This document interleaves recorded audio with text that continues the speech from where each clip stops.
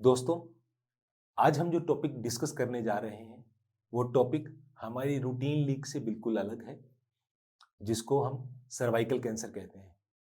आज ये topic discuss करना इसलिए ज़्यादा ज़रूरी है क्योंकि ये अभी बहुत ज़्यादा ट्रेंडिंग है सोशल मीडिया में। इस साल के बजट सेशन में गवर्नमेंट ऑफ इंडिया ने ह्यूमन पेपिलोमा वायरस के वैक्सीनेशन को नेशनल वैक्सीनेशन प्रोग्राम का एक पार्ट बना दिया है। ये एक बहुत ही अच्छा मूव है। इस वजह से ये टॉपिक ट्रेंड होना शुरू हुआ था। उसके बाद actress and social media influencer अपनी एक फेक डेथ की स्टोरी गढ़ी, जिसकी वजह से ये टॉपिक बहुत ज़्यादा ट्रेंडिंग हो गया। तो जब कोई टॉपिक ज़्यादा ट्रेंड में होता है, उसके साथ साथ में बहुत सारे मिथ्स भी ट्रेंड में आ जाते हैं। एज माई रिस्पॉन्सिबिलिटी हमने ये टॉपिक इसलिए चूज़ किया ताकि हम उससे जुड़े हुए सारे मिथ्स को ख़त्म कर सकें, डिस्कस कर सकें, ताकि आपको ज़्यादा साइंटिफिक इंफॉर्मेशन मिले।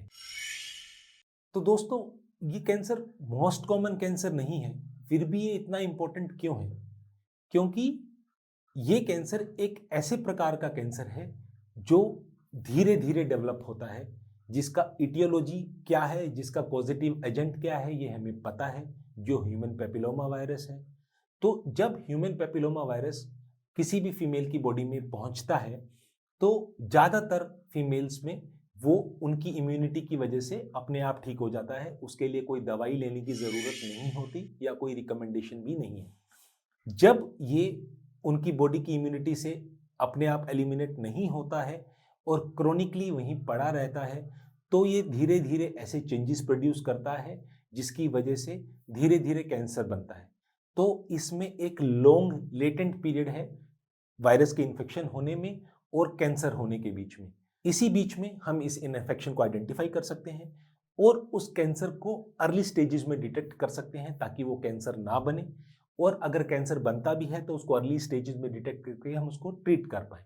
इसके अलावा अदर रिस्क फैक्टर्स क्या क्या हो सकते हैं? उसमें फीमेल का मल्टीपल सेक्सुअल पार्टनर्स का होना, फीमेल का स्मोकिंग करना, फीमेल का अपना लोकल हाइजीन को अच्छे से मेंटेन ना करना, या जो फीमेल के पार्टनर हैं उनका अपना पेरिनियल हाइजीन को अच्छे से मेंटेन ना करना, और फीमेल का इम्यूनो डेफिशिएंट स्टेट होना, जिसमें अगर फीमेल एचआईवी से ग्रसित है या फिर कोई इम्यूनोसप्रेसिव ड्रग्स ले रही हैं, तो उन कंडीशन में ये कैंसर होने का रिस्क और ज़्यादा बढ़ जाता है। इसका स्क्रीनिंग ही इसलिए ज़रूरी है क्योंकि ज़्यादातर केसेस में ये एसिम्प्टोमेटिक होता है। किसी किसी कंडीशन में ये ब्लीडिंग कर सकता है, जो कि पीरियड्स के बीच में कभी हो सकती है, या मीनोपॉज होने के बाद हो सकती है, या फिर सेक्सुअल इंटरकोर्स के टाइम पे ब्लीडिंग ज़्यादा हो सकती है। इसके अलावा पेन हो सकता है। उसके अलावा फाउल स्मेलिंग डिस्चार्ज हो सकता है वजाइना से, या फिर डिस्कम्फर्ट, वेट लॉस, या लेट स्टेजेस में लेग्स में स्वेलिंग होना या पेट में असाइटिस बनना या पेट फूल जाना, ये सारे उसके सिम्टम्स हैं। Human papilloma virus vaccine females को तब लगाना चाहिए तब जब तक वो सेक्सुअली एक्टिव नहीं हुई हैं, जैसा कि रूटीन उनके अर्ली टीन एज ग्रुप में उनको ये वैक्सीन लगाना चाहिए। उसके अलावा हमें जब वो सेक्सुअली एक्टिव हो जाती हैं, लगभग 30 इयर्स की एज के बाद में रेगुलर स्क्रीनिंग करना चाहिए, जो पैप स्मीयर और एचपीवी वायरस का इन्फेक्शन का स्क्रीनिंग करना चाहिए, जो एवरी 5 ईयरली करना चाहिए। तो दोस्तों, इस कैंसर के बारे में जो मोस्ट कॉमन मिथ है वो ये है कि ये उन्हीं फीमेल्स में होता है जिनके मल्टीपल पार्टनर्स होते हैं। तो ये बात ठीक नहीं है। 80% फीमेल्स को अपने लाइफ स्पैन में ये इन्फेक्शन कभी ना कभी हो सकता है, जो कि सिंगल पार्टनर फीमेल्स में भी हो सकता है। स्मोकर्स फीमेल में या इम्यूनो कॉम्प्रोमाइज फीमेल में होने का रिस्क ज़्यादा है। इस वजह से खाली मल्टीपल पार्टनर्स आपके नहीं हैं तो भी आपको रूटीन कैंसर स्क्रीनिंग करना चाहिए। इसके अलावा ये मिथ रहता है कि अगर फीमेल्स एचपीवी वायरस इन्फेक्टेड हैं तो हर फीमेल को कैंसर होने का रिस्क है। तो इसके लिए मैं आपको बताना चाहता हूँ कि ऐसा बिल्कुल ठीक नहीं है। जैसा कि मैंने आपको बताया, 80% फीमेल्स को अपनी लाइफ स्पैन में कभी ना कभी ये इन्फेक्शन होता है। ज़्यादातर फीमेल्स में इन्फेक्शन अपने आप ठीक हो जाता है। हमें सिर्फ उन्हीं फीमेल्स को आइडेंटिफाई करना है जिसमें वायरस अपने आप ठीक नहीं हो रहा है और क्रोनिकली रहने की वजह से उसमें different stages of pre cancerous stage आ रहा है, ताकि हम उसको जल्दी से ठीक करें और ट्रीट करें।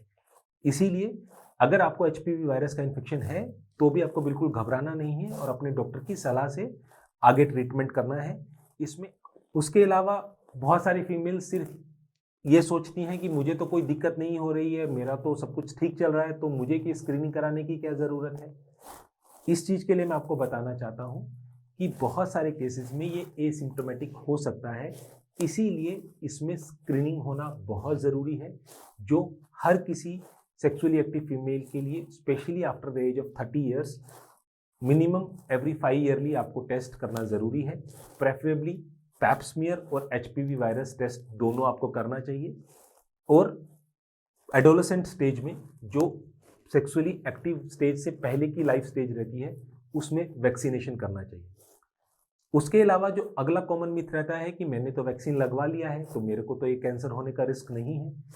इस चीज़ के लिए मैं आपको बताना चाहता हूँ कि ह्यूमन पेपिलोमा वायरस की बहुत सारी स्ट्रेन्स होती हैं।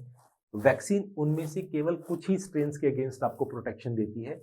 इसीलिए अगर आपने वैक्सीन लगवाया है तो आपको कुछ स्ट्रेन से प्रोटेक्शन मिल जाता है, पर हर स्ट्रेन से नहीं मिलता है। फिर भी आपको कैंसर होने का रिस्क हो सकता है। इसीलिए हमें इसको मल्टीपल स्टेजेस पे अटैक करके ठीक करना चाहिए। Vaccine is one of them. उसके अलावा अर्ली स्क्रीनिंग और treatment of pre cancer stage is important. अगला मिथ जो मुझे सुनने में आता है वो ये है कि सर्वाइकल कैंसर एक जेनेटिक कैंसर है। ऐसा नहीं है।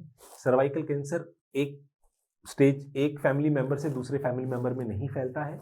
ये ज़्यादातर एचपीवी वायरस के इन्फेक्शन की वजह से होता है।